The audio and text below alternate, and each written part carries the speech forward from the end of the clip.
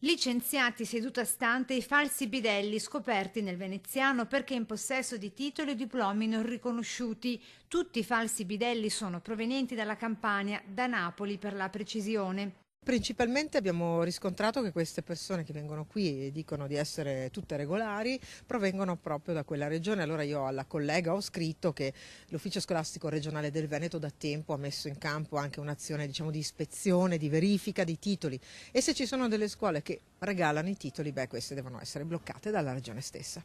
I due licenziati lavoravano all'Istituto Comprensivo Ongaro del Lido di Venezia, 3 al momento i casi segnalati a Murano invece, diversi altri nelle scuole di Dole e della Riviera del Brenta, che proprio in queste ore stanno ricevendo un provvedimento disciplinare che porterà alla risoluzione del loro contratto. E quindi, siccome sono entrati non in ruolo da graduatorie nazionali, ma legate alle graduatorie dei singoli istituti, le scuole si stanno attivando e noi come Regione, insieme all'Ufficio Scolastico Regionale, che è il Ministero sul territorio, stiamo monitorando la situazione. Com'è emerso questo sottobosco?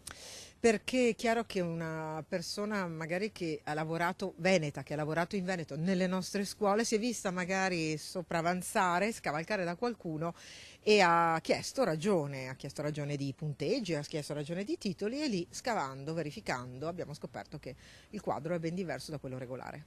Caso che ora dopo ora, a detta dell'assessore regionale di reparto, sembra essere destinato ad allargarsi e ad assumere proporzioni sempre maggiori e, non si esclude, anche di possibile matrice criminale. E stiamo raccogliendo dei dati che presenteremo perché hanno dei tratti anche significativi di una diffusione di questo malcostume, perché si tratta alle volte di dichiarazioni fallaci, mendaci, alle volte di titoli che non sono corretti, alle volte di scuole che, come ho detto già alla collega della Regione Campania, vanno verificate.